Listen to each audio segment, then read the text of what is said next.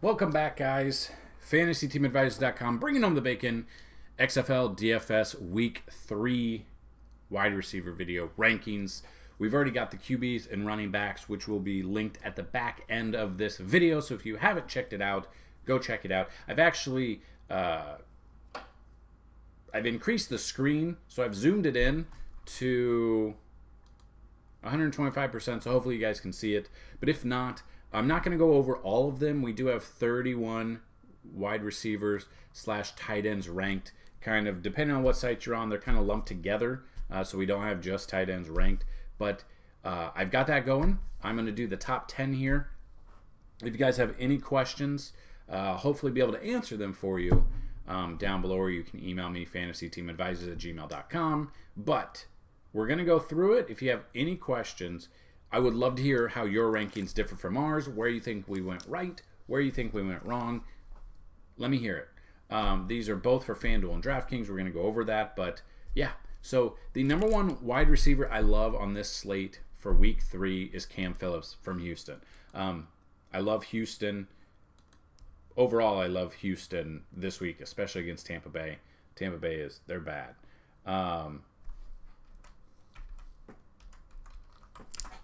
They're bad.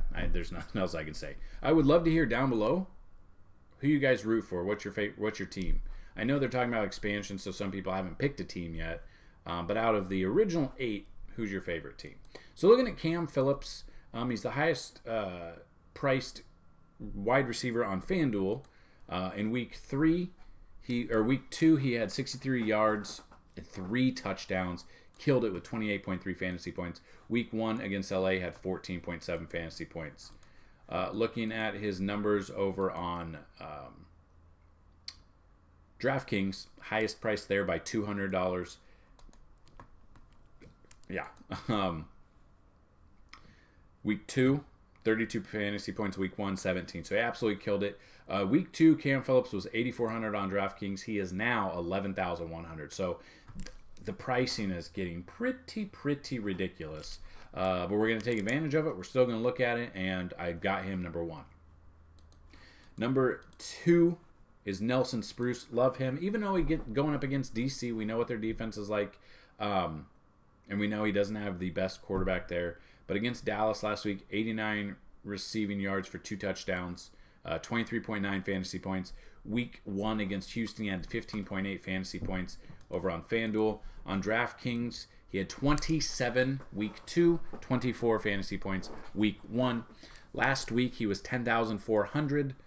This week, he's 10,900. So he hasn't made the biggest leap there, which is awesome.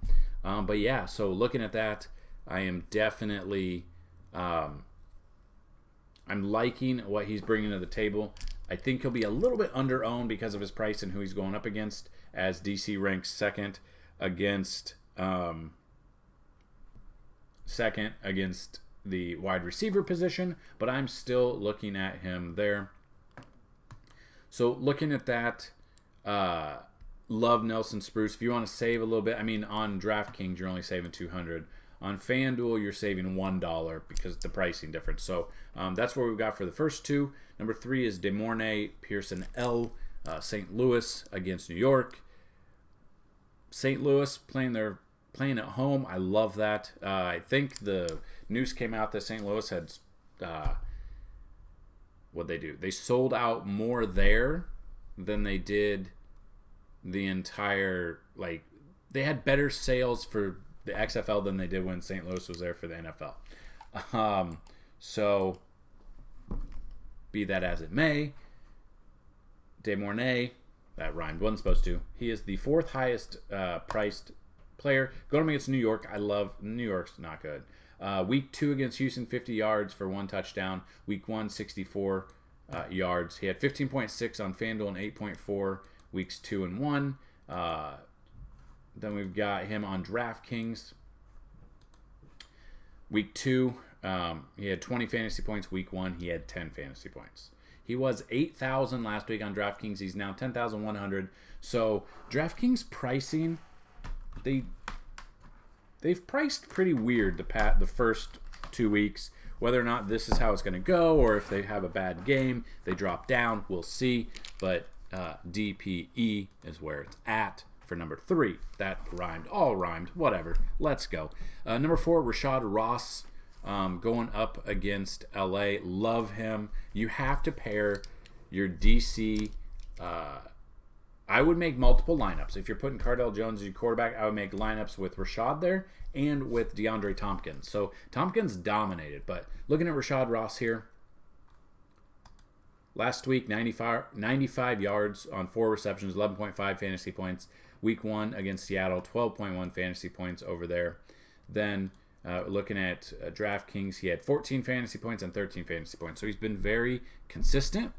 DeAndre Tompkins has jumped him in the depth chart, supposedly. Last week he was 9,900. Rashad Ross was 9,900 on DraftKings. He's now 9,400. I think it could really go either way. So looking at that, a lot of people are going to be looking at Tompkins because of the week he had, which I don't blame him. But Rashad Ross could give you a little bit of value compared to what you're looking at there. Looking here, DeAndre Tompkins, $19 on DraftKings. He's the 3rd highest priced guy. Didn't play week 1.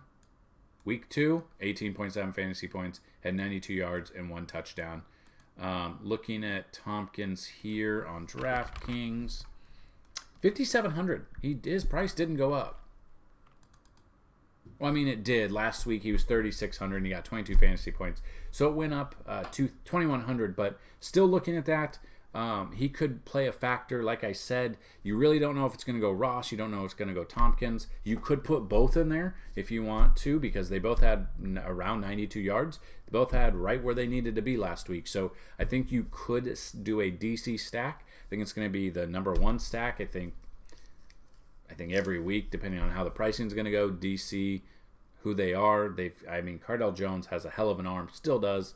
Looking at that, I like what we've got going on with DC there, whether or not it's Ross or Tompkins or both. I really like that. So looking at the next one, number 6, Austin Proehl going up against Dallas. $18 on FanDuel. Last week he had -1 receiving yards on 1 reception, 0.4 fantasy points. He was high priced. Did I fall in that trap? Yes, I did. Because week 1 he had 3 rushes, 88 receiving yards, 2 touchdowns, and 23.6 fantasy points. Fell for it, got the negative points in one of our lineups. Luckily, we had other lineups, and we were able to dominate with them. But looking at that, Proehl here, let's see where he dropped to. Proehl was 9,200 last week, dropped to 8,400 this week. Had 1 fantasy point on DraftKings, and week 1 he had 26. So his price dropped. But, and it's a big but,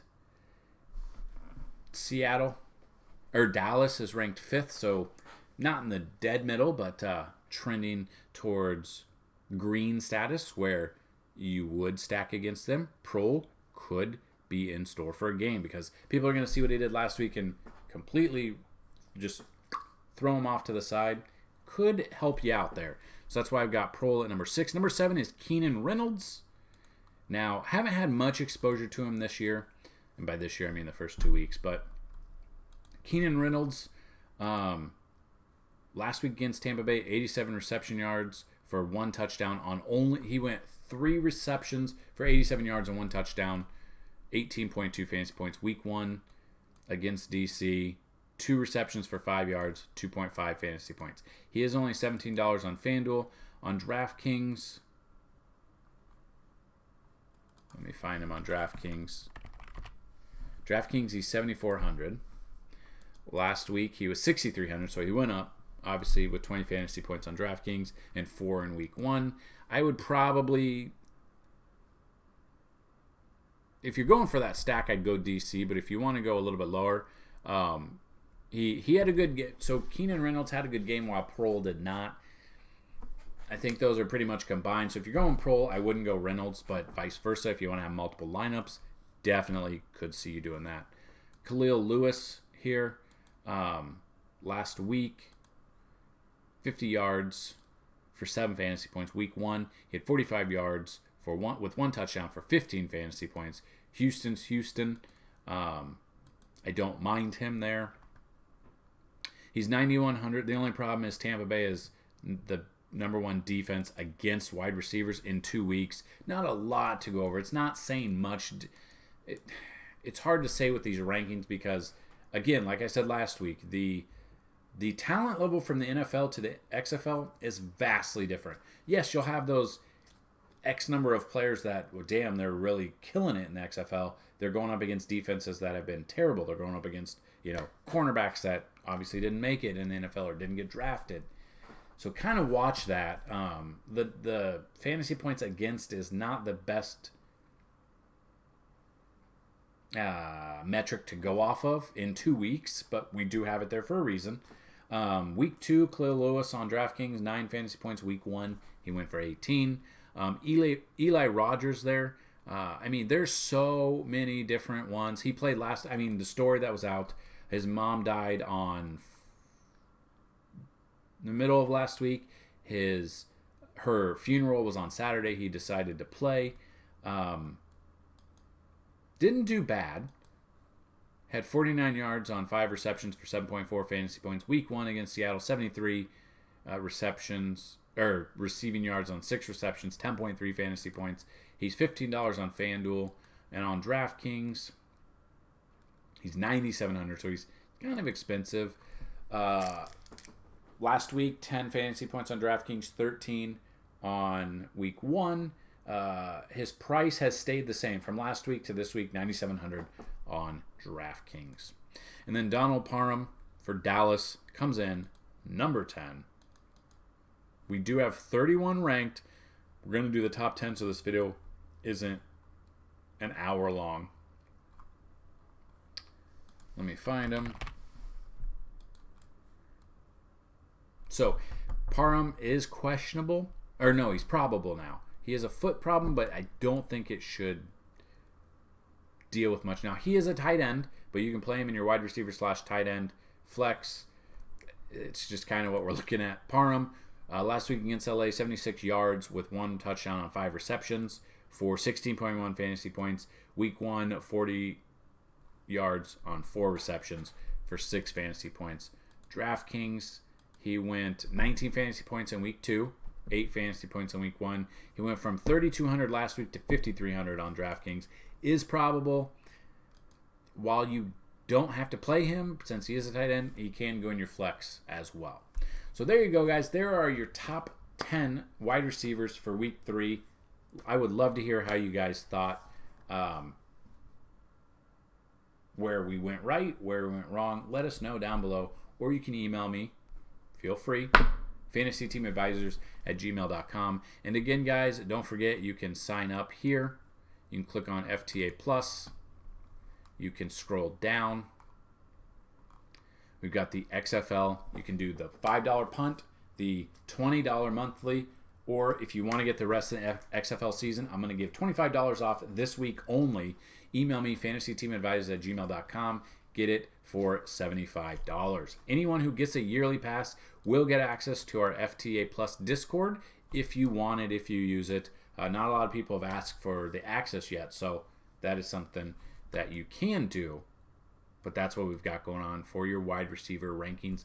At the end of this video here, there'll be the quarterback and running back, and right after this video, I will be doing the defenses as well. So that's what I've got, guys. Good luck this week, and as always, bring on that bacon.